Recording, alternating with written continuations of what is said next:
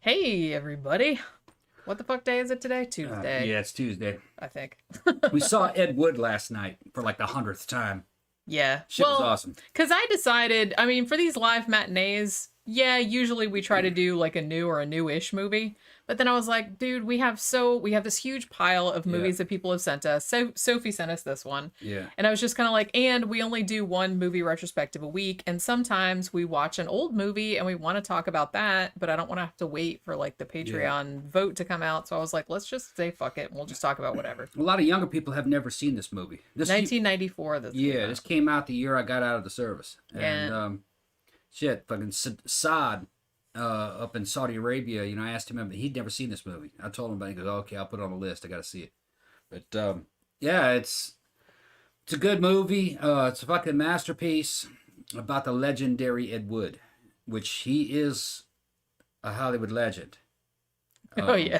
Yeah. It's supposed to be based upon things that really happened and a lot of stories from that crowd of people that knew him and were working with him.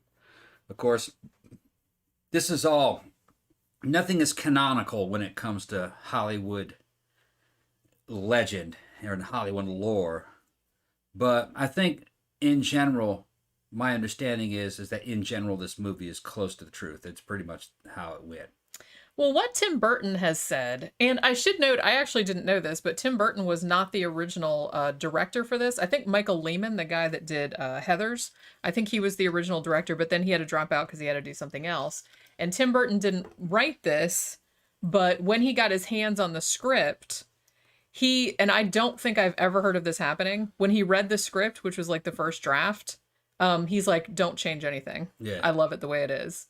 Because the two guys that wrote it were like film students, and they had been wanting to make like an Ed Wood, like a documentary about his life because they were big fans of his. And I think so what Tim Burton said that he did was that he read the script, he read some books about him, and he read his letters. And he's like, what I wanted to do is not make a straight up biopic. I didn't want to go into like all the dark side of his life and all that other kind of stuff, like some of the shit that happened later on.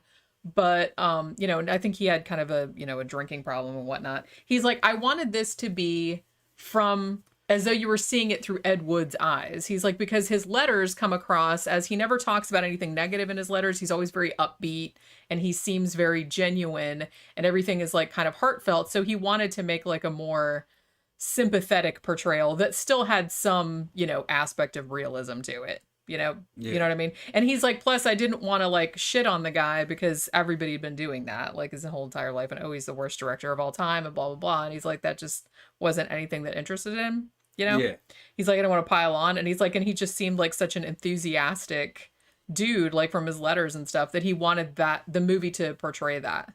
Yeah, the story isn't about him being the best director in the world or anything. It's not about the direction. It's about him as a man and that whole scene and all those friends and how they got along and their problems and everything, Bella and fucking Mela Nurmi, also known as Vampira, and then like Ed's girlfriends and wives and just the other people that were, part of his crew, jumping fences to try to steal shit out of fucking studio lots. And it's just, yeah, an interesting fucking scene, I liked bunch of losers. Yeah, well, I liked this for the same reason that I liked Dolomite Is My Name. Yeah. Because I really like movies about just a scrappy bunch of misfits. Yeah. That are just kind of pull it all, You know what I mean?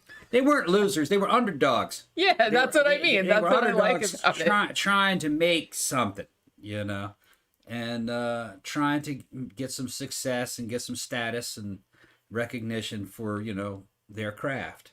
And it's a wild story. Fucking, and the Blu-ray that we have has some deleted scenes and stuff that was cut out, and unfortunately it was cut out. There's not a lot in there. Not a lot, but should have been left in there. A little bit more about Lugosi and how Lugosi was telling Ed that he fucked up by recasting his girlfriend and casting this new chick into her that role. He thought had money. That he thought had money. And he gives him some good advice, He goes, Eddie. He goes, it's not it's not the mistakes in life that haunt you. It's not the mistakes and the failures in life that haunt you. It's the what ifs, the unknowns that haunt you. And he goes like, what if I had done this? And he tells the tale that what was it? Hungary. Yeah. Invited him to go back to Hungary and make him like the head of Hungarian culture. Or the minister of culture. Yeah, I think that's what they would have had a bunch of money and a nice big house. And he goes, but I didn't go because I was afraid it might be a trick. Yeah. Maybe that they would make, because I'm Hungary's most famous immigrant. And maybe they would take me and send me to prison and make an example of me for fleeing Hungary. And he goes, but maybe, because I don't know, maybe it would have been that, or maybe it would have worked out. Maybe it would have been worked out. Maybe I'd be living in a big house with a whole bunch of money. He goes, it's always stuff like that makes you wonder. And it showed some cool shit. Fucking Ed. Not Ed, but Bella almost committing suicide and trying to get Ed to go with him. And then he's fucking, oh, I'm sorry. It will be wonderful. Yeah. It's in the afterlife. We will never have to worry about getting work. It's just, the thing that, like I said, I love this movie so much. And they, too, I think Tim Burton, this might be one of his, more personal films. Because it's not real Tim Burton-y. No. You know what I mean? He wanted it to look very straightforward, be very character-based. He did insist on it being in black and white, which is why Columbia was because Columbia Pictures was supposed to do it. And then he's like, no, it has to be in black and white. And they were like, yeah, no, we don't really want to do that. Big mistake. So that's what he ended up having to go to Disney. Disney's Touchstone put it out. Well, the thing about it is it didn't make money. It cost $18 million to make because Disney's like, hey, $18 million, that's like a piss in the bucket. So they didn't think it was that big a risk. I think it only made $6 million at the box office. Yeah, it's the movie's legendary. But I think over the years it was a cult classic. Got a couple of Academy Awards. Martin Landau got the Academy Award for Best Supporting Actor for playing Bela Lugosi, because rightfully so, because watching this movie, you forget that that's an actor playing Bela Lugosi. Yeah. You think that actually is Bela Lugosi. He's just so fucking good at it. Rick Baker got an effect too for the makeup for the makeup effects. Artistically, the doing it in black and white was the correct thing to do. This, I can't imagine watching this in color. It wouldn't have worked in color. I don't think it would have worked at all. No, wouldn't have worked in color. And the movie probably should not have been made if you were looking at it from just $1.00. That's what the writers said too. They said we thought we wanted to make this movie so bad, but it's like this just seems like the kind of movie that wouldn't get made. So the fact that it got made and is kind of, as I said, it should have never been made in the United States. I mean, a country like Sweden maybe would have fucking made something like this. You know what I mean?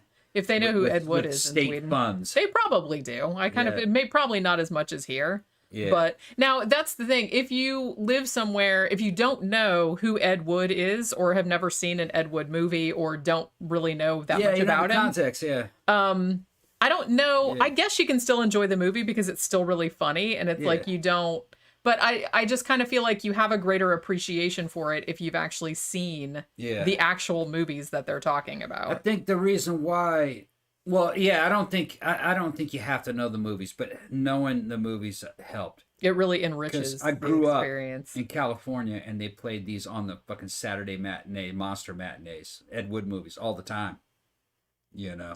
There's going to be at least one a month probably, because I think the monster matinee played two movies, and it was all the black and white bullshit from that era.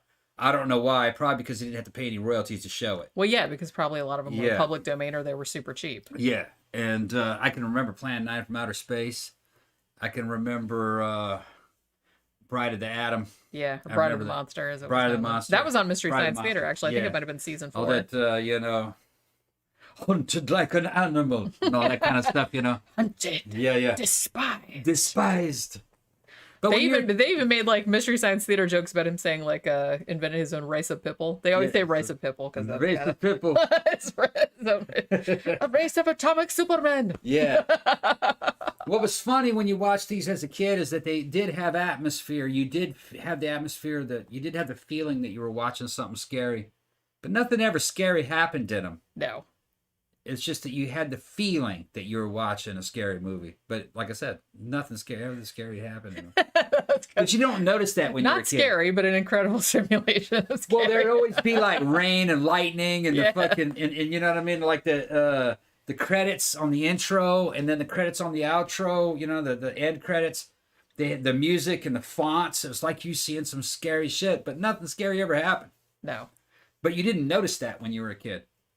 That's true. Just you going through it, you know, and Bella, you know, talking about his race of people, you know, fucking, you know, that was enough. You know, oh yeah, I survived that when I got through that scary movie.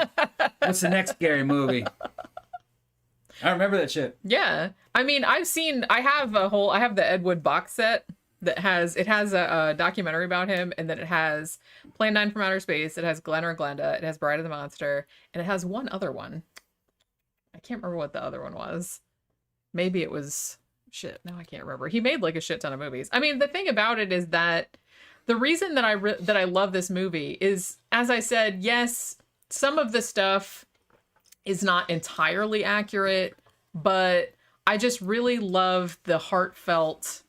I mean, this is just such a warm and fuzzy type of movie. It just makes me feel all warm and fuzzy inside. Yeah. Because it's just kind of like this gang of misfits in the 1950s trying to get these like crappy movies made, and fucking Johnny Depp plays Ed Wood to like perfection. Yeah. I mean, he just captures that kind of childlike sense of wonderment. You know what I mean? And it's like, we were kind of talking about this the other day, where it's like, I think that he actually did. I don't know if he was necessarily thought he was making good movies. I think maybe he did, but no, he was getting in arguments, and he didn't want it to take second takes, and he knew they were crap. He was under the influence of bad advice, I think, because some of those studios said, "No, we want it shot in 4 days. We don't give a shit. Just get the movie done. It's got to be done quickly." And I think that's how he thought all movies should be done.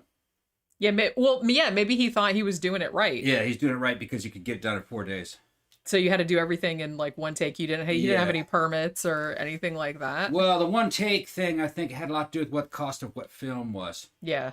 Okay. He probably only had enough film. You know what I mean? He might have only had 4 hours of film. Or 3 hours of film. He's like, we can't waste it. So we can't waste it. We can't do second shots. We don't have enough film. And that's probably what it was. They didn't have any money. True. And you know, he was trying to pay people. And he was trying to pay people with money he didn't have. Yeah. So, no, he didn't have the money to do other takes. And like I said, I feel like he was really at heart like a good-hearted dude. I mean, the thing about it, what I was going to say, and I think I forgot to go into this because I was going in that direction, but the thing about it is that, yes, Ed Wood and Bela Lugosi were friends, were close friends before Bela Lugosi died. I think the relationship between them is more based on the relationship between Tim Burton and Vincent Price. You know what I mean? Because it kind of gave me that's like the same kind of vibe. You know what I'm saying? Because Tim Burton met Vincent Price and then he got to work with him and he was like his idol and everything. And so he was kind of like channeling some of that into the relationship. But I do genuinely feel like he felt bad for Bella and he wanted to put Bella in movies because he felt bad for him and because he wasn't working anymore. And so he was going to try his damnedest to do that, even though no one really wanted to see a movie with Bela Lugosi anymore because he was old and he'd been a drug addict for a long time at that point. Well, he couldn't keep up a work schedule. He was weak. He was weak and real frail. They said that. Yeah, he was 74, I think. Yeah. Which that's not really weak and frail by today's standards if you're healthy. I mean, no, what's his name? Jack Nicholson's 80-something. Yeah. And that dude's still fucking Yeah, we have a lot of actors that are still in their 70s and 80s and are still working. Yeah, he's retired, but there's rumors that he wants to come out of retirement to do a Joker movie. His old Joker, you know, from the Joker from the from the 80s. They might do a Joker movie, his version of the Joker. Put him in charge. Because I don't know if you guys know, but Jack Nicholson loved that character. He loved being the Joker. Well, the Joker seemed like it would be a really fun character to play. And the other Jokers that came after him, he evidently was not real approving. He liked the Heath Ledger one okay, but he thought his Joker was better. So he might come out of retirement just to prove everybody that his Joker was the fucking best Joker. Yeah. He's going to drop his nuts. Might drop his nuts. And evidently, you know, that Joker movie, he liked it, but he didn't think that was a good portrayal of the Joker. But it's all opinion. It's all ego. Well, yeah. Yeah. And like I said in there, and the newer Joker movie that was trying to do a different thing than like than a pure comic book edit. That was like a more gritty, realistic type of. It was like a sort of Scorsese. Yeah, it was more like that. But it still doesn't matter. Jack Nicholson evidently wasn't too approving of it. Oh well. Yeah. What are you gonna do? His Joker was better. He's one dude. That motherfucker might come out of retirement and do his version of the Joker. Out of the way, kids. Yeah, I'm gonna show you how to Joker. He's 80. I'll show you how to Joker. Yeah. Now, Gramthars asked me if Bela Lugosi's Dracula was the first Gothic character. No, I'd have to say the somnambulist from that movie Casket of Dr. Caligari. I was gonna say a lot of silent movies. Never silent movies. Yeah. If you look what was at that? 1922, yeah, 1923, something like that. Done in a real Bauhaus style. It had real good sets. It was a silent movie, real long. Not interesting by today's standards. Kind of boring. But the imagery was really good in it.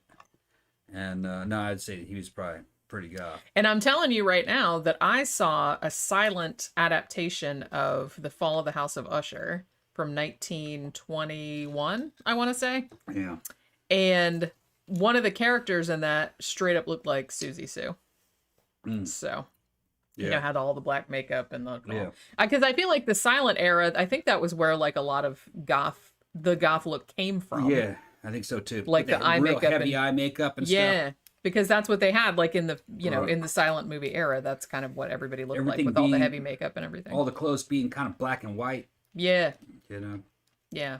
That just reminded me of like, because I'm trying to think of all my favorite scenes from Ed Wood, the movie. And there are so many, like pretty much the whole thing is my favorite scene. But I just thought of that when you said about the black and white movies. And there's that one scene where Loretta is holding up the two dresses. It's like, which dress you want better? And he asks like the cameraman or the cinematographer or whatever. And he's like, which one's the green one? I can't tell. And he's like, what are you talking about? He's like, I mean, I can't tell the difference. I'm colorblind. Yeah, just the dark gray one. But I kind of like the dark gray one. Yeah. So it's like his fucking cameraman and shit like that was fucking Speaking of the Joker and goth stuff, the Joker, that character, Cesar Romero's version, and I think the comic book character too, was based on, I think it was a silent movie about a serial the Man Who Laughs. The Man Who Laughs. And if you see photographs of that guy, it looks just like the Joker. That's it. That's actually a good flick. Yeah. Conrad Veidt, I think, is in that. I saw that one, and he's in another one called The Hands of Orlac, which is also really good. Good. 1920s, from the 1920s. Yeah. But yeah. So if you see pictures, and I've actually seen pictures of that, of The Man Who Laughs, like out of context, because I don't know if people know that that's from a movie. Yeah. But that's where the guy that drew the Joker, like, or drew that character, that's where he got the idea from. A lot of people don't realize how incomplete the catalog is when it comes to movies, especially the silent era. A lot of them are gone. We have the titles, but they just don't have the movies anymore. All gone. They got lost. Well, as I said, because a lot of them were on that silver nitrate stock, and they just fucking spontaneously combusted. Yep. And there's no original version of Phantom of the Opera. I think they have about 3 or 4 versions, and all of them are just re-edits and rehashes of other versions of that movie. They kept putting it together, because that movie came out during a time at the end of silent movies, at the beginning of talkies. So it started off as silent film, and then they had 2 or 3 versions of the silent film, and then they converted over to talkie, and they evidently smashed the silent versions together and redid some shit and added some stuff, but other things were lost. Most of the versions of Phantom of the Opera are all fucked up. It starts with a scene with a guy in a cave talking, but you can't hear what he's saying. There's no audio for it. Yeah. And it was some kind of monologue that started the thing. Nobody knows what the monologue was. It's weird. And then they ended up colorizing it too. I think in a weird primitive color, like a hand done color. Yeah, they used to do that back in the day, because I saw a silent movie. Shit, man, which one was it? I think it was The Red Spectre. And it's kind of like one of those real early, like what they call trick movies. It's like, it doesn't have a plot as such. It's not narrative, but it's almost kind of like if you went to see a stage show and there was like magicians. It was like all these like camera tricks that they did. And they had that. And at one point there was, I'm pretty sure it was The Red Spectre, but there was kind of like all these jars with like these little tiny women in them. And then like the whole thing goes red. And I think that back in the day, I think maybe, I don't know if they had to paint the film stock or if Yeah. they just had like some kind of filter they had to lay over it. I think they had to paint it. Did they Well, not? yeah, they was painted by hand. Yeah, I think it was. But you can go on YouTube and see a bunch of handmade documentaries or user made documentaries trying to get down to the bottom of what the original Phantom of the Opera movie was. They're not really sure. Yeah. And Louis is pointing out too that London After Midnight is probably the most famous Lost movie. Yeah. Yeah. There's a lot of other ones too. Like I said, I saw one that was Russian, and I think it's called, what was it called? The Portrait or something like that. And I think there's only 6 or 8 minutes of it is all that's left. And it seemed like really intriguing. You know what I mean? It's like this guy and he finds like a painting of a creepy old dude in a like a thrift shop or something, and he takes it home, and then like the guy starts like popping out of the painting and stuff. And I would have liked to have seen that whole movie, but unfortunately, it's weird. You can't track down what history was like when all the people involved were dead. Yeah. You know, you don't even know who to ask. They're all dead. Yeah. Yeah. So much stuff is lost. It's really gone. And then kind of a subject kind of on the side of this. Dr. Carrier was talking about Roman history, how it's the same way with Roman history. We don't know what the level of technology was. Anything that would have given us a peek into what their level of technology was that over the centuries erased by the church. They wouldn't allow certain discussions of natural science and things. You know, not all at once. It's just a process of elimination. Yeah. Every 100 years, a certain amount of books got destroyed because it mentioned atheism or atheistic ideas from ancient Rome and natural science. A lot of that shit, 300 BC might have been damn near industrial, right? Like pre-industrial society, you know what I mean? Like 1800s. Yeah, we don't know. There's really no way of knowing. It seems to be more advanced than we give it credit for. That's true. And there's no way of knowing. It's weird. Yeah. So long ago, there's no way of knowing. Weird. But yeah, so all right, so let's get back to talking about Ed Wood. Yeah. All right, so so a lot of the things I love about this movie, like I said, I don't know. I'd be interested to know if somebody that had never seen an actual Ed Wood movie and then watched this one, is it as entertaining? Like, what did you think of it? You know what I mean? Because as I said, I don't think you need to, but it really does help because, you know, it kind of goes from scene to scene. I think it starts out in the early 50s, right? Where he just has this, you know, he's doing this play and it's terrible. And then they kind of go into how he got to direct Glen or Glenda, which was his first film. Because he's a transvestite. I don't know if, you know, everybody here probably knows that, but I didn't know if anybody knew that. So the scene with him and that producer, George Weiss, like in the office, because George Weiss is like, oh, we want to make a movie about the Christine Jorgensen story, who was like a trans person in the 50s who was trying to get a gender reassignment. And so they wanted to make a movie called that, but then they didn't get the rights, so they just had to call it I Changed My Sex. So then Ed Wood was like, hey, I'm a transvestite, so I'm like the person that should do that. And then he turns it into Glen or Glenda, which was almost kind of like, Ed Wood was really kind of ahead of his time because the movie that he made doesn't make a goddamn bit of sense because he had met Bela Lugosi just by chance. Yeah. And so he wanted to put Bela Lugosi in the movie. Yeah. So he makes Bela Lugosi just like this puppet master kind of character. Yeah, like in a wraparound story. Like in a wraparound story. He's like, pull the string, pull it. You know what I mean? So he has all that going on. It has fuck all to do with the rest of it. There's all this crazy like stock footage in there of like buffaloes running and like people. It does make artillery attacks. And shit and so, blowing up. And Ed Wood is in it himself, and he's and he plays Glen and Glenda. So it's almost kind of like a quasi documentary about transvesticism and about like acceptance for it, which, like I said, that's very ahead of its time. This was like the early 50s that he made this. Yeah, it was funny because he was Ed was a veteran. All right. Yeah, he was in World War II. He was he was a paratrooper of some sort. I don't know which division he was from. And he was fighting the Japanese. He was on the island of Peleliu, if memory serves, it was Peleliu. I think it was. And, which was one of the most savage fucking battles of all times. That was the one where they were running around fucking cutting people's heads off, and guys were putting enemy heads around their fighting positions. It's on top of the jeeps. It was slaughter, on both sides. They killed them all. They killed basically all the Japanese on the island. It was like a fucking regiment of them. Anyway, he was on that. And he claims that he was on that attack wearing fucking women's underwear underneath his uniform. Yeah, and he says that in the movie too. He tells George Weiss that. He wasn't afraid of getting killed. He was afraid of getting wounded. And that the medics fucking tearing his clothes off and finding he had a bra and panties on. Yeah. He says that in the movie. Yeah. And that is the story. That's how the story goes. He used to tell that story. Yeah. And he grew up with this because his mother dressed him up as a girl when he was a little kid. And he was kind of into wanted a daughter. Yeah. And I think it was kind of a comforting thing. And when he was under stress, he would go back to putting on female clothing. I think it chilled him out. Yeah, because they show that a lot in this movie too. Yeah. Like every time he gets upset about something, like directed in Angora and shit. Like when he has to do Plan 9 from outer space, he has to get that money from the Baptists. You know what I mean? The church.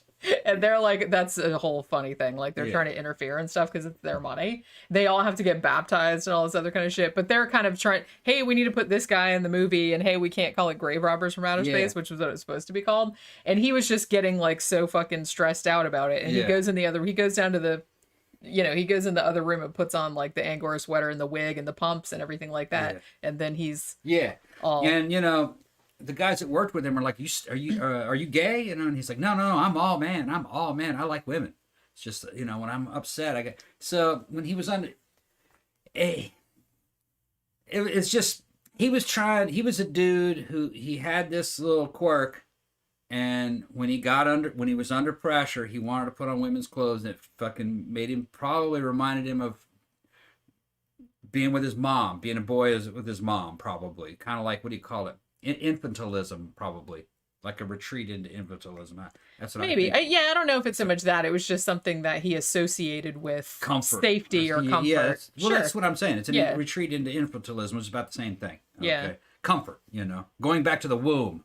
Is what basically Oracle says, hey, cross-dressing sounds a lot better than some options for dealing with stress, right? I mean, if everybody could just do that would be like much better. So when he was making this movie, he was trying to, and you can see it in the movie Ed Wood, he's trying to bring about public awareness that he wasn't that people that did this were not bad people. They just had this issue. Yeah. And so, like I said, he was way ahead of his time in that regard. Yeah. It's a terrible movie, and it doesn't make a goddamn bit of sense. It doesn't make any sense, though. And you can tell that it's autobiographical. Right. He's writing about it. He actually kind of wrote it to sort of, I don't know how close to the truth this is, but to sort of sideways, like, tell his girlfriend at the time, Dolores Fuller, that he was a transvestite because she didn't know. Yeah. So that was like his offhand way because he was too scared to tell her directly. Yeah. Now, here's another weird aspect about fucking Ed.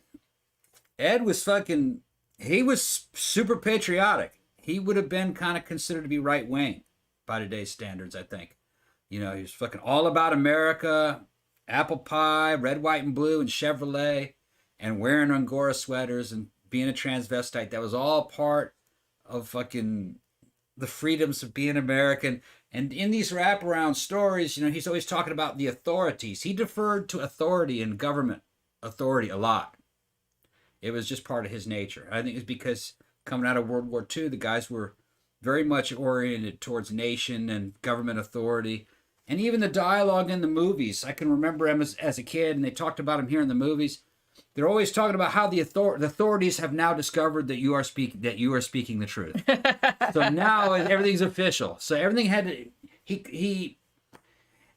he had weird ways where if he wanted to talk about a subject that was kind of taboo, like pornography, he had to look at it from the point of view of the authorities. Yeah, the authorities don't like this, so we're going to talk about it. And that means we can show it. Yeah, and that way you could show it. Yeah. Yeah. Which is what he did in The Sinister Urge. Yeah. Which, like I said, I kind of feel like he makes the movie. It's kind of a way of having your cake and eating it, too. Yeah. Is that you can show a movie with all of these kind of, like, salacious shit in there. Although, from today's standard, The Sinister Urge, it's just, like, chicks in baggy swimsuits. Yeah, no, it's not pornography. But you can show that. But you can also, like, tisk at it at the same time. Yeah, you can tisk it. But he also, from what I remember, he played games with that. That's what I'm saying. That it was a way of getting around. You could tell that he didn't really think it was a problem. No, of course not. He didn't think it was a problem. He was just trying to get around shit. But he had to he was constantly trying to put little caveats. Yeah, this porn's going on. the government doesn't like it, and you need to protect yourself from it. But let's talk more about porn. Yeah. You know what I mean? Well, let's talk more about the whole basis of the Yeah. Sinister Urge was that Yeah. the porn was making this one guy who was, you know, an assistant to the woman that was producing the porn, was making him essentially a serial killer. Yeah, which is seriously, see the Sinister Urge. Yeah. That one was on MST as well, and the woman that runs the porn ring is amazing. Yeah. I love her, and I love her outfits. She is just the craziest. She's like one of those, you know, like back in the day when they had those, like the women, they were like hard drinking and hard smoking, and she always wore like super super fancy like shiny prom dresses, and she kind of talked like that, and fucking, it was so awesome. I was like, she's like my spirit animal. I love that. I want to be, but yeah, so watch the Mystery Science Theater episode because it's like delightful. But that movie is fucking crazy. I just think it was funny that Ed was always worried about what the authorities' point of view in society, and he was trying to make some educational shit. Yeah, he was trying to make it educational. But I could also sense that he was trying to butter up people too. Like, this ain't no big deal. Yeah. Just because the authorities say it's, you know, porn does not make serial killers. Quite the opposite. That releases a lot of fucking I think it's tension off of people. Yeah, I think it's the opposite. Yeah, I mean, there is data showing that as soon as the internet became widespread, crime fucking started to fucking fall through the fucking floor. The crime rate declined, and it was because people fucking fight on the internet instead of fighting face to face. Which, like I said, I'd rather that. So you're now kind of releasing a lot of pressure, and same thing with porn. The availability of porn, sexual assaults went down. Didn't go up, went down. Well, and especially nowadays, because you can find pretty much whatever your kink is. You can find that, and you don't have to go anywhere to get it. You can just sit on your couch. Incels and shit that are sexually frustrated, they're too busy beating off. They don't have the energy left. They don't have no energy left. Can we take a moment to I mean, because obviously, Johnny Depp is amazing in this. Obviously, Martin Landau is fucking amazing in this as Bela Lugosi. Like I said, I saw this in the theater when it came out because I was super into Ed Wood movies and all that kind of stuff. So I saw it in the theater when it came out. I guess not a lot of people did, sadly. But you know, Martin Landau, amazing. I kept forgetting that wasn't actually Bela Lugosi. Can we take a moment to appreciate Bill Murray as Bunny Breckenridge? Because it's a small role, but holy fucking shit. I mean, just his fucking delivery, the facial expression. I mean, Bill Murray's fucking rad anyway, but just when they're all at that the fucking church service before they all get baptized, because they'll have to get baptized so the Baptists will pay for the movie. And they're all sitting in the back, and Bela Lugosi has died, and they are putting this dude who's a chiropractor of Ed's girlfriend at the time, Kathy. And they're putting him in the movie, but he doesn't look anything like Bela Lugosi, and he's like way taller than him and all this other kind of shit. So it's like he has to put something over his face so you can't show his face. And then so he's trying to do the voice like in the back of the pew, trying to be like, I will suck your blood, or whatever. And then Bill Murray like turns to him and goes, "Let's hear you call Boris Karloff a cop." Yeah. Yeah. Yeah, all these fucking funny inside jokes from the fucking all the friends. Another thing that was cool is that they added a scene where Ed meets Orson Welles. Yeah, Oracle just brought that up. Vincent D'Onofrio plays him. Yeah, and I don't know if that happened in real life. No, it didn't. It didn't? Didn't. It sounded kind of contrived. Yeah, it didn't. But it's in there because a guy like Ed Wood would have fucking probably worshipped Orson Welles because they had a lot in common in certain ways. Yeah. They were both kind of independent outside the studio system. They could write, direct, and fucking produce their own movies and bring them to market with their own money. Although Orson Welles, I think, only did that once or maybe twice. I don't think he did it. But Citizen Kane was made that way. Which is when he was 26 years old. Yeah, which is like, And after that, everybody was like, oh, okay. It's supposed to be a masterpiece. I've never seen it, but it's supposed to be a masterpiece. Yeah. So Ed would have wanted to see himself like a Orson Welles type figure, but Ed didn't have the talent. But no, sadly. Yeah, he had to, but he had the drive. He wanted to be, I think a lot of what Ed Wood did is just because he wanted to be active. He wanted to be in movies, and he was surrounded himself with a bunch of other people that wanted to be in movies and wanted to work, but really they weren't getting any work. You know, this is the only work that they could get, and this is a way of being Hollywood adjacent. Yeah, you could say I'm a director. You don't Yeah. work. You don't not a director for a big studio. But you're an independent director. So that's what I think it was about. And he got into this with bad habits, according to the movie.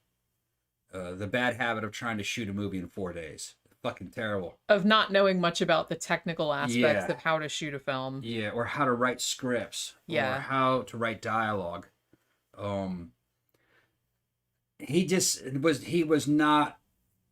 He didn't pay attention to detail. He No. just wrote the shit up fast and let's do it. It'll be fine. The kids won't notice. It's like that. That's basically what he said. I mean, Yeah. there's one scene where they're at the end where they're shooting Plan 9 from Outer Space, and Tor Johnson, played by George the Animal Steele in the movie, he gets stuck coming out of the grave because he's so big, and like the two guys playing cops have to come and like help him out of the thing, and he's just like, it's fine, we're not doing another take, we'll just leave it. Yeah. And it's you can see it if you watch the actual Plan 9 from Outer Space. I mean, you can see like the gravestones are obviously cardboard. Tor Johnson like walks into the wall like when he's going through the door at one point. You can tell it's just like a cardboard, like a set. You know what I Yeah. mean? Like he runs his elbow or his shoulder into the door. Like you can tell shit like that, and he just didn't fix it. Tor Johnson was great though in fucking the Land That Time Forgot. Remember that British movie? That's right. Yeah, with I had forgotten. the evil samurai. It's almost kind of like a Conan movie in a certain way. He was The in some. U-boat commander. Yeah. A fucking Nazi U-boat ends up kind of like in a hollow earth type situation where it's still primitive times. I need to see that one again. That's a good movie. I like Yeah. that movie a lot. Yeah. Well, Tor Johnson was in some other shit too. Yeah. He was in goddamn, what was that Coleman Francis movie that was also on Beast of Yucca Flats? Yeah. Yeah, that was also, and I would argue that Coleman Francis movies are way worse than Ed Wood movies, because Coleman Francis movies, I think he only made 3, and they were all on Mystery Science Theater. It was Beast of Yucca Flats, The Skydivers, and Red Zone Cuba. But his movies are kind of boring. Ed Wood's movies are not boring. Not at all. They are just so bad. Like the dialogue is so batshit, and it's just so fun, like watching these ridiculously cheap Yeah. sets. Like, like UFOs obviously made of like paper plates. An airplane thing that's obviously just like 2 chairs with like a piece of wood in the middle. Shit tons of stock footage that just doesn't fucking make It's so sense. fucking great. They're Buffaloes running by and fucking, just, so, army footage, them fucking shooting fucking artillery shells off. And you're like, where is this? We're back in Korea? Supposed to be California, but it's obviously fucking footage from Korean War. It's fucking funny. I mean, he did the one. Okay, so when they were doing the end of Bride of the Monster, where Dr. Vornoff gets eaten by the octopus, and he only had that idea because there was stock footage of an octopus and he wanted to use it. So he's like, well, we need some, footage of above ground, like not underwater, to match with the octopus footage. So they went into this other studio, they broke in and they stole the octopus, but they didn't take the motor. So it just kind of sat there. So it just sits there in the thing. And then it's like a night shoot, and poor Bela Lugosi in the movie, he's just kind of like, well, we don't have the motor and the arms don't move, so you just have to like lay there in the middle of it and like pull the arms around and make it look like he's killing you. And it's like this freezing cold water, like in the middle of the night. So some of the stuff that he did, it kind of made sense in the context of the time. Yeah. I mean, his first job with Glenn or Glenda, he's working for a studio that just makes shit, basically. Yeah, they just make shit movies. And they know they make shit yeah. movies. They just make exploitation movies. Right. And they straight up tell him, look, we don't give a fuck. You just have to be competent. It has to be a fucking movie. It has to be, 7 reels long. You have to shoot the bitch in 4 days for as little as money as possible. and we'll sell this piece of shit to the theater. Yeah, because they already had a poster and stuff. I mean, because he said posters came before the movies. Yeah, well, because it's like, when he meets with George Weiss at the beginning, and he's just like, "Do you have a script?" And George's like, "Fuck no, got a poster though." And this is 50s, yeah, late 50s, and not everybody had a television set then. Yeah, that's true. Still this was fairly early 50s. Yeah, and what was on TV wasn't any good. It was usually like live variety shows. So they weren't movies. Sometimes they would replay old movies, but that's not what mostly the local networks were showing. So during the daytime in these theaters, they would play, matinees, and they were kind of targeted to kids. Yeah. And that's really who was these movies were intended for. And, when they would go to the grand openings, you see it's just a bunch of kids running around throwing fucking popcorn, jumping up, grabbing fucking vampire's titties. They're just rowdy kids. And they the audience of the time probably didn't give a shit. Well, like I said, it didn't cost anything to go to these movies. Yeah. It was their version of cheap TV. It was like a nickel or something. Yeah, and it was just like, it would be like sitting in front of the tube watching TV. So you could get away with it. It probably wasn't as out of place looking back in the 50s as it is today. That's what I was going to say, because I feel like I've seen other movies from the 50s. Yeah. Well, one, I've seen worse ones than Ed Wood movies. At least those are entertaining. Yeah. I've seen other good movies from the 50s where the special effects and stuff weren't much better than Ed Wood level. There wasn't a huge chasm. Well, that dude from Arkansas that did the fucking Bigfoot movies with the Boggy Creek movies. Yeah. Charles B. Pierce. Yeah, his movies weren't great either. Technically, they were a lot better, and the cast and the dialogue was a lot better, but they weren't that much better than an Ed Wood movie. They were both fucking ridiculous. Dollar for dollar, probably Ed Wood might beat him. Depends on what mood you're in, because sometimes... Now, the first Boggy Creek was actually a pretty decent movie. And he also made The Town That Dreaded Sundown, the original one. And that was a pretty decent one. Good, yeah. Except for the comic relief cop, which he played, actually. I think they could have done without that. But Boggy Creek 2 is so awful that it goes all the way around and becomes awesome again. Well, it's like Manos Hands of Fate. Yeah. Manos Hands of Fate, I think, is worse than an Ed Wood flick. Oh, yeah. But you just fucking laugh your ass off watching that thing. And you don't laugh so much at an Ed Wood movie. I don't know, I do. Yeah, but not as much. Yeah. To me, Manos Hands of Fate is even more ridiculous. Manos is way more I'd rather watch Manos Hands of Fate. It's worse than Ed Wood, I think. Manos is just so what the fuck. And if you want to talk about Ed Wood being technically incompetent, the dude that made Manos is even more technically incompetent. They had their camera would not do sync sound. Yeah. The camera would only record 30 seconds at a time, I think. So a lot of times you have these scenes where like the person that's talking, there's like a person talking, but there's no audio. Talking, but there's no audio, or the person that's not talking, like the other person in the conversation is on camera, but the other voice is coming from off camera. It's so bizarre. The thing about Manos is that it's so crude and so fucked up that you kind of become kind of mesmerized. It's kind of hypnotic. Yeah, because it's just like, it becomes almost artistic. It's like it was done on purpose, but it wasn't. I think that's why people still remember it and why it's one of the most... I mean, I think Mystery Science Theater had a huge, had a lot to do with that because they kind of dug out this forgotten movie and put it on there, and then it kind of introduced it to a whole new audience. Yeah. But there is something, and Oracle just said, it has a good story buried deep, deep, deep in there. That, it is actually a really good idea for a story. If somebody made this with some technical competence, it might be really, really creepy. Because with the whole cult thing and all that kind of shit, you could do that and it would be really creepy. But I feel like, well, it was creepy. It's even creepy the way it is, as bad as it is, just because. And it's like watching a snuff flick, kinda, or some kind of a crime scene photo.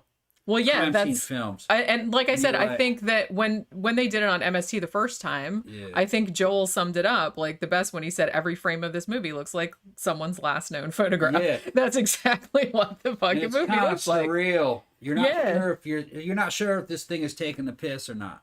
You know what I mean? Yeah. Are they serious? They can't be serious. No, I think they're serious.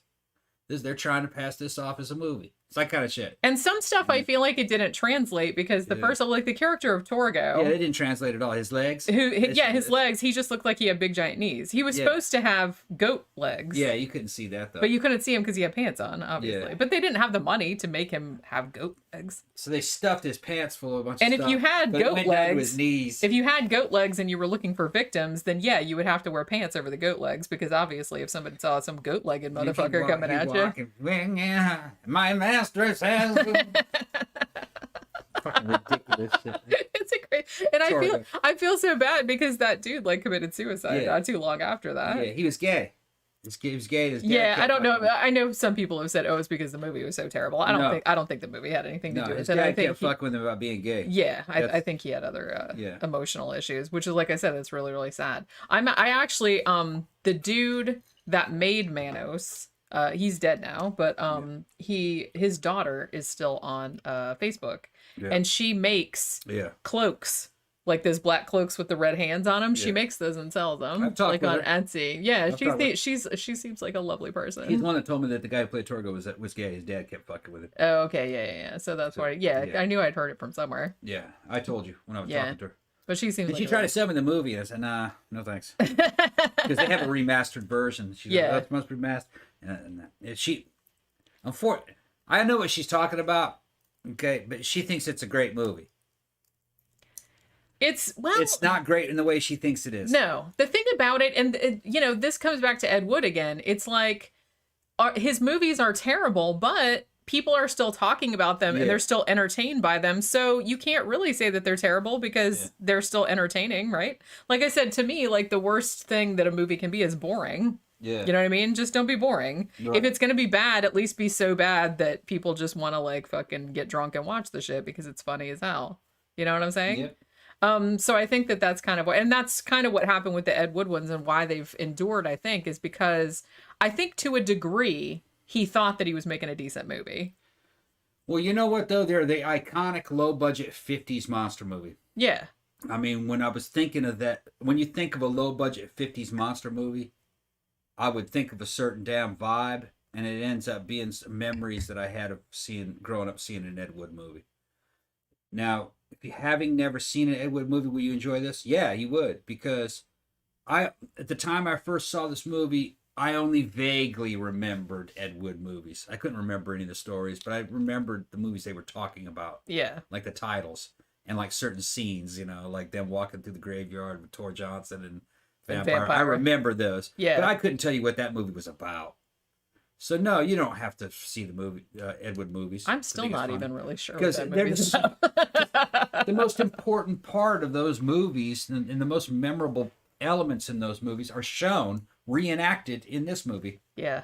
Yeah, all the stuff from Plan 9, like the shit with the airplane, like, Bela Lugosi fighting the octopus. Yeah. That's shown. That was from Bride of the Monster. Yeah. They reenact that in this. So the most memorable shit from Ed Wood's movies is actually kind of fucking reenacted and discussed, the backstory of everything. It's right there in the movie, so it's good. It's kind of fun to watch Ed Wood and then watch the actual movies because they're fairly accurate. I mean, they did kind of like, fancy them up a little bit for the movie, but from what I remember, because I feel like I've seen Plan 9 from Outer Space probably a couple dozen times. I've seen Bride of the Monster probably about 20 times. And I've seen Glen or Glenda a few times too. And from what I remember, the scenes are very similar. Yeah, the portrayal of Mela Nurmi as Vampira in the movie, it works in the movie, even though that's not the way she really was in real life. But she's kind of shown as like somebody who's not doesn't talk much and is like kind of looking down her nose at you. Yeah, she comes off as real kind of snotty in the movie. Snotty and doesn't speak much. That's not how she actually was, according to people that knew her. She was talkative, real talkative. Yeah, she really thought highly of herself, but she wouldn't shut the fuck up. She was constantly talking. I got that impression. I saw some some interviews with her when she was older. Right. Like before, I think she's passed away now, but and she did dress like a goth or goth adjacent shit. She wore fucking Chelsea, fucking shaved her head, nothing but bangs, and she was doing that in the 50s. Yeah. So she was a freakazoid for the 50s. She attracted a lot of attention, and then she did whatever. She was an attention whore. She loved fucking attention. And wherever she went, she was constantly talking and talking and talking and getting everybody to look at her. Very much tried to be the center of attention wherever she went. So she wasn't this kind of reclusive, solemn, fucking kind of spooky goth chick. That's not the way she really was. Now, she was gorgeous in real life. You see photos. Yeah. Oh, yeah, she was. She had a thing going on with fucking, what's his name? James Dean. And he dumped her, and she fucking stalked him for a long time. You know, the problem with Mela is she couldn't act. She couldn't act. And, you know, so she didn't get any parts. Yeah, I mean, she was good as a horror host. Yeah, but she couldn't act. And, you know, I kind of feel like when we're talking about, because the Dolores Fuller, who is played by Sarah Jessica Parker in this movie, who was Ed's girlfriend when he was writing Glen or Glenda, they kind of, the actual Dolores Fuller, who was actually quite successful, and actually even when she was in the early 50s, when she was with Ed, she was on like the Dinah Shore show and shit like that. And then later on, she went and became like a songwriter. She wrote some shit for Elvis and whatnot.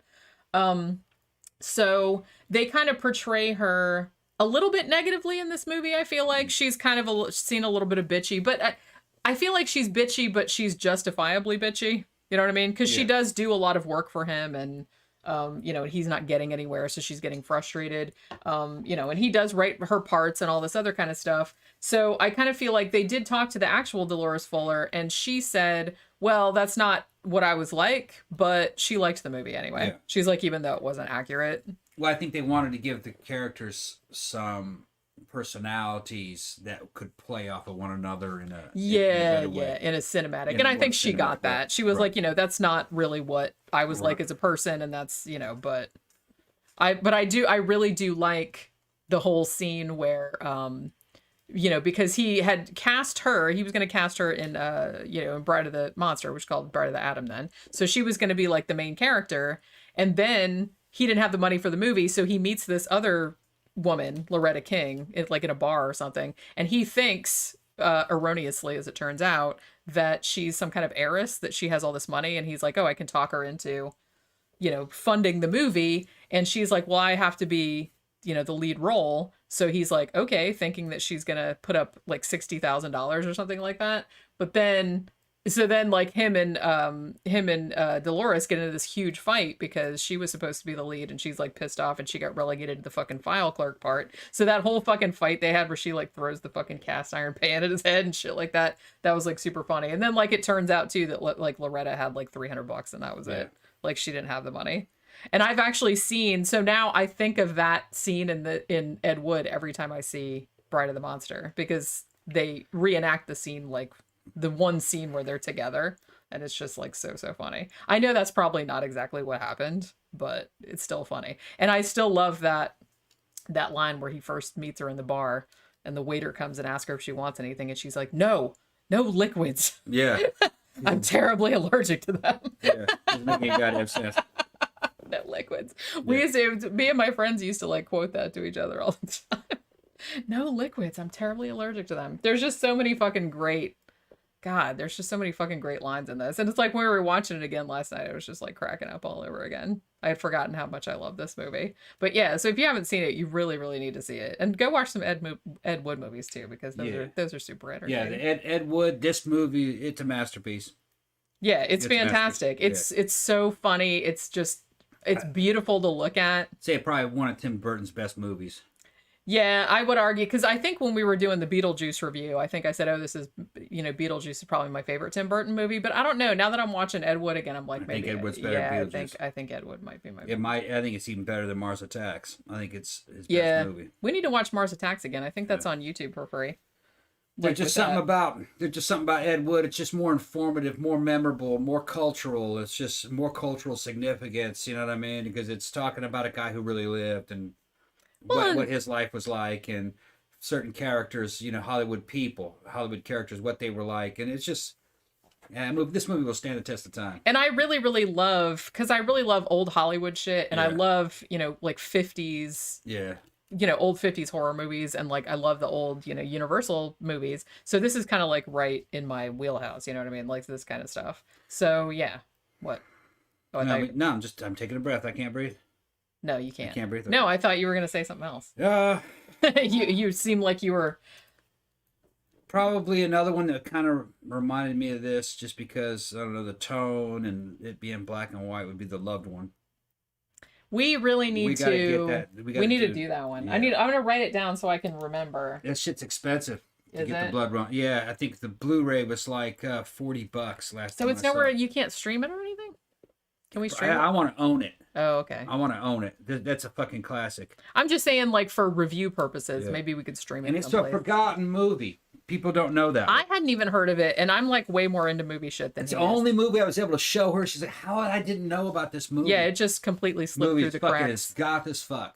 It's an old, early '60s, black and white. Yeah, Jonathan Winters is in it. Yeah. A bunch of people are in it.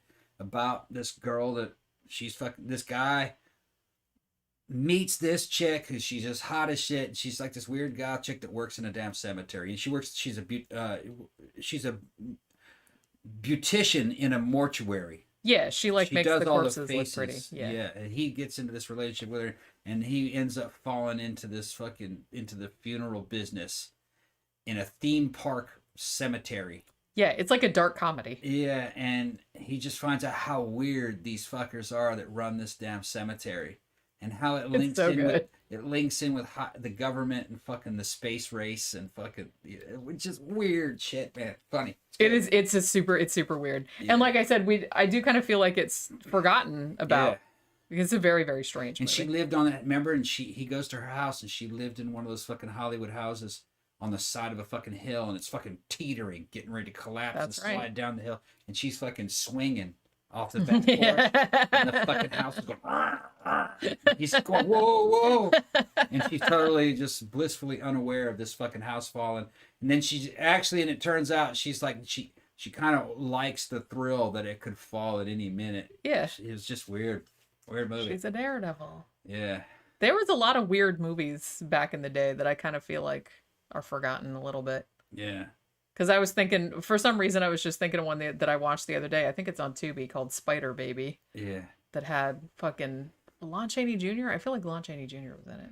Then the head mortician lives with his mama, who's fucking super overweight. Remember, he feeds her, Yeah, that's right. and he was singing and shit, singing and dancing for her and shit. Fucking, it's just weird. It's a weird ass movie, but Some like of- it's a dark comedy. It's kind of Yeah. reminded me of like Doctor Strangelove a little Yeah, bit. like that Dr. kind of vibe. Like Dr. Strangelove and fucking Ed Wood kind of mixed together. Yeah, sorta. Sort of, yeah. Yeah, with a little bit of Harold and Maude Yeah. mixed in there. I gotta review that one too. I love that fucking movie. There's a now I'm that gonna I- look for the loved one. We'll see if I can order it. yeah, we'll see if we can Last do time one I of these. saw it, they wanted $40 for that thing because it's a rare movie. Yeah, because like I said, it seems like you don't really hear that many people talking forgotten. about it anymore, Forgotten flick. which is kind of sad because it was really Real high really budget awesome. movie, and it's fucking really well written. Yeah. Oh well, what are you gonna do? Yeah. Maybe we can bring it back into prominence. Yeah. One of these days. I doubt it. We'll Not with find out. 10,000 followers. 1 million, maybe. We Yeah, had a but million if every subs. single one of those 10,000 followers Just spreads told it. somebody else about Watch it, the loved one. yeah, It may not have the same cultural impact on these youngsters. I don't know. that's true. That They may be like, what's this that about? ship may have sailed. Yeah, that shit. Oh well. Just some weird shit. All right. So I guess, man, we've been going on for more than an hour, and we Yeah. mostly talked about Ed Wood the whole time. I'm proud of us. All right. So Show was a show. show is a show. So today's Tuesday. So tomorrow, Wednesday, is the party stream. Oh shit, yeah. Oh shit! Why do you say it like Gotta that? go get some fucking mixers. Oh yeah. We still got booze, right? Yeah. I need some more. Need Shit, some more man. coconut. Every week we gotta go go Yeah. to the liquor store. Tearing my liver up. It's okay though. I could use the drink. Yeah, I could use a drink right now. It's a little bit early. It's only 4:00 in the afternoon. I'll have a Yeah. drink later. All right. So we will see you guys tomorrow evening for the Wednesday party stream at 5 p.m. Eastern Standard Time as usual. And thanks everybody for dropping by. As always, have a good rest of your day. Bye.